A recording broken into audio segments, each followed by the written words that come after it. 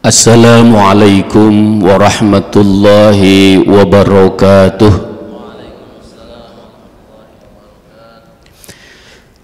Alhamdulillah, alhamdulillahilladzi arsala rasulahu bil huda wa dinil haqq liyudhhirahu 'alad dini kullih wa kafa billahi syahida. Asyhadu an la ilaha illallah wa asyhadu anna Muhammadan abduhu wa rasuluh.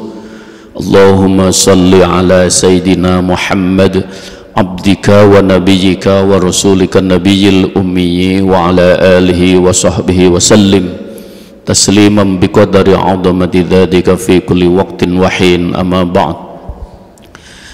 Ma'asyiral muslimin rahimakumullah, bapak-bapak, ibu-ibu, para mahasiswa SIK PTIK yang kami muliakan, begitu juga para pimpinan yang hadir di tengah-tengah kita. Mudah-mudahan Allah Subhanahu wa taala senantiasa berikan tetap sehat walafiat. Puji syukur marilah kita panjatkan kehadirat Allah Subhanahu wa taala atas segala nikmat dan karunia-Nya. Pagi hari ini kita diperkenankan oleh Allah untuk berkumpul bersama dalam kajian dan pengajian ini. Mudah-mudahan Allah limpahkan rahmat dan barokahnya kepada kita semua. Salawat dan salam marilah kita sampaikan pula kepada junjungan Nabi kita Muhammad sallallahu alaihi wasallam beserta keluarganya, para sahabatnya, dan kepada para umatnya. Bapak-bapak, ibu-ibu yang dimuliakan Allah, hari ini kita masih melanjutkan tentang mengenal Allah lewat nama-nama indahnya, yaitu lewat Asmaul Husna. Dan hari ini sampai pada asma Allah yang ke-72 dan 73. Al-Muqaddim Al-Muakhir Jalla Jalaluh. Dialah Allah yang maha mendahulukan dan juga Allah yang maha mengakhirkan. Keberadaan seseorang berada di depan berarti qaddam. Qadim adalah yang berada pada waktu yang lebih dulu dari yang ada. Karena itu seringkali wajah itu disebut muqaddim, karena yang paling pertama dikenali adalah wajah kita. Yang paling dahulu rombongannya qadimah, dan kuddam itu adalah disebut sebagai raja karena dia yang paling depan kedudukannya. Muqaddim adalah yang mengedepankan, yang mengatur segala sesuatu baik dalam waktu, kedudukan maupun tempat. Seperti bapak-bapak ibu sekalian, siapa yang mengatur bapak-bapak duduk di depan atau di belakang? Kelihatannya sederhana, tapi memang Allah meletakkan begitu. Ada yang diletakkan di depan, ada yang memang pokoknya pengen duduk aja, akhirnya ya duduk di belakang. Ada yang duduk di depan, paling depan. Oh, berarti memang Allah menghendaki yang paling depan ini paling nanti, wah, paling cepat ini prestasinya.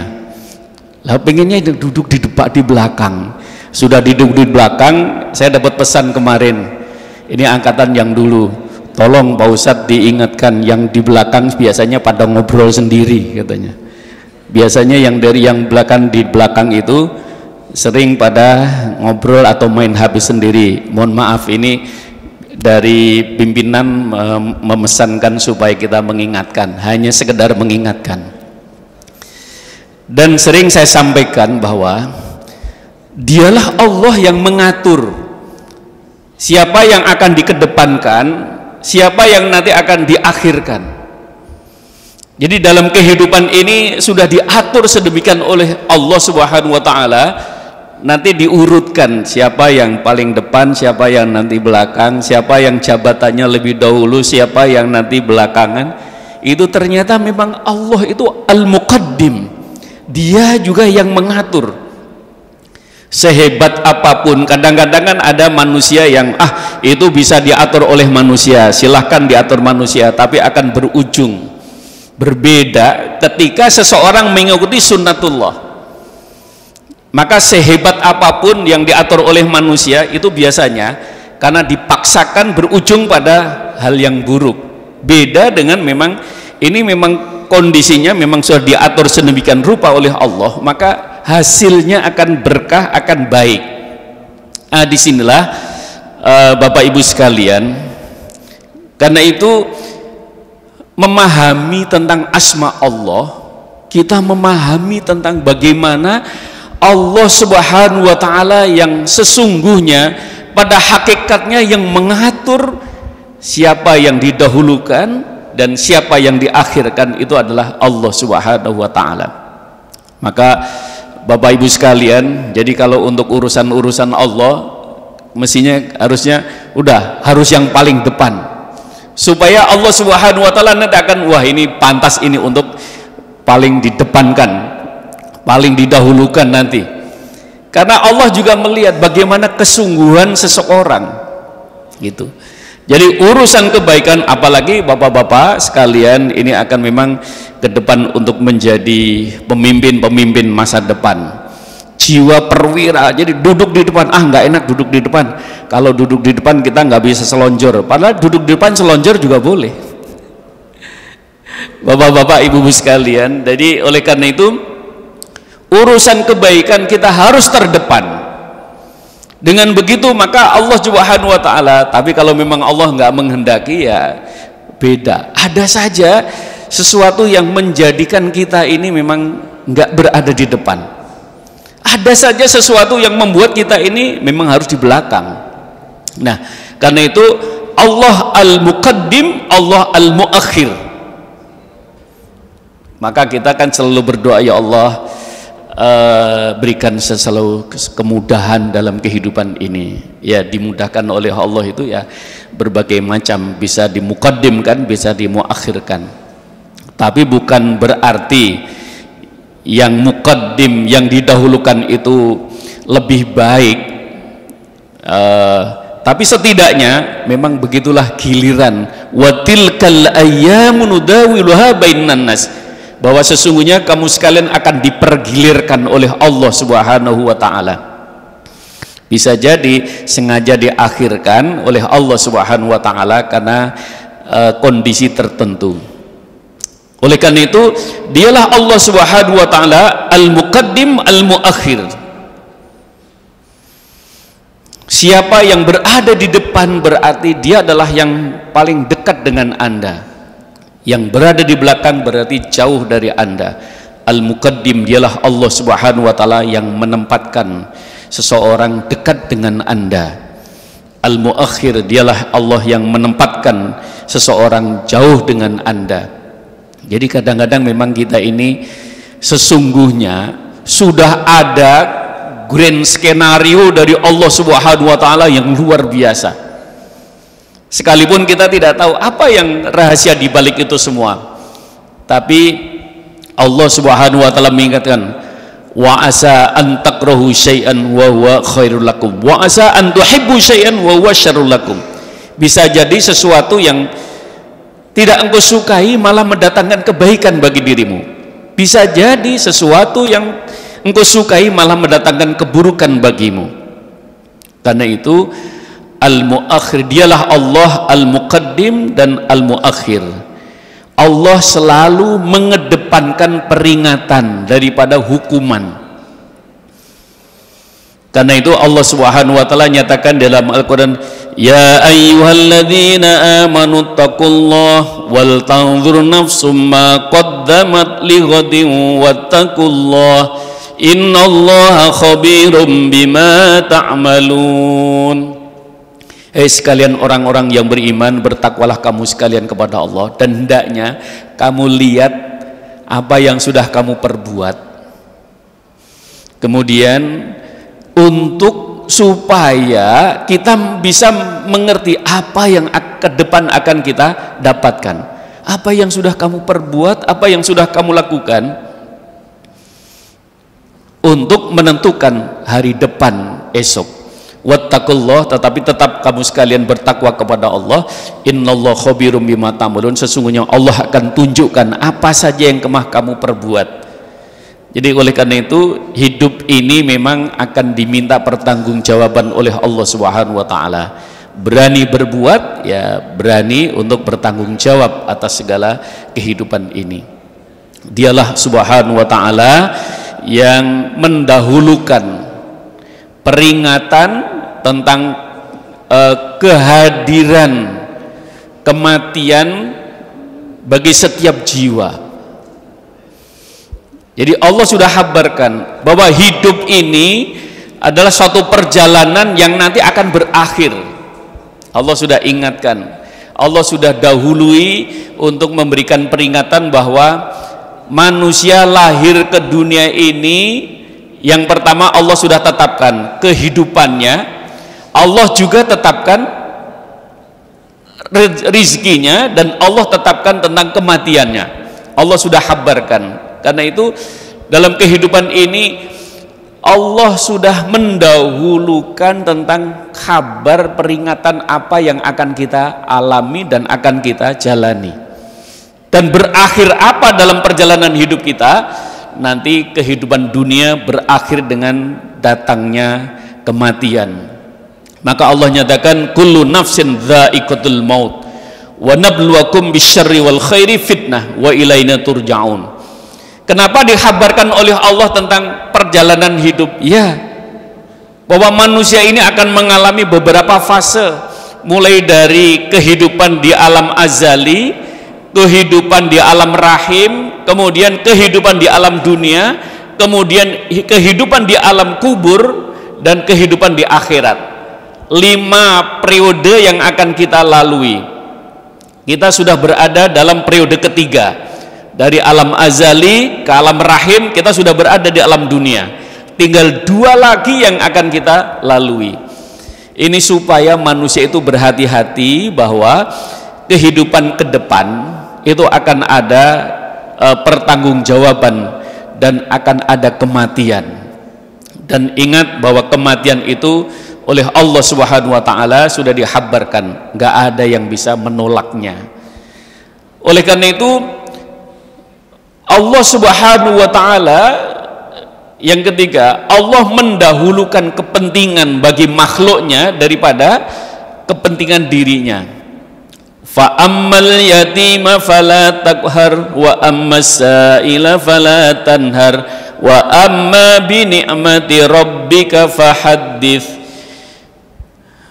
Maka Allah Subhanahu wa taala nyampaikan, untuk anak-anak yatim hendaknya jangan kamu berlaku sewenang-wenang. Wa ammas sa'ila fala tanhar, dan untuk para peminta-minta jangan kamu menghardiknya. Wa amma bi ni'mati rabbika fahaddits, setiap kenikmatan yang Allah berikan hendaknya engkau sampaikan, engkau bersyukur atas nikmat itu. Ma'asyiral muslimin rahimakumullah, Allah Subhanahu wa taala al-muqaddim al-muakhir. Allah datangkan yang lebih baik dalam kehidupan ini. Jadi seringkali kita ini sudah merancang segala sesuatu, tapi ingat penentuan itu tetap ada di tangan Allah. 99% sudah berada di tangan, tapi kalau 1% Allah belum tetapkan, tidak akan terjadi. Wa makaru wa makarullah.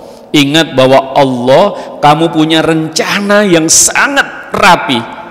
Wa makarullah, Allah juga punya rencana dalam kehidupan kita. Wallahu khairul makirin, dan rencana Allah adalah yang terbaik bagi kalian semua. Oleh karena itu, ma'asyiral muslimin rahimahullah, lewat mimbar yang singkat ini Allah kabarkan bahwa apapun yang ditetapkan Allah itu adalah baik. Manansah min ayatin aw nunsya na'ti bi khairi minha aw mithliha.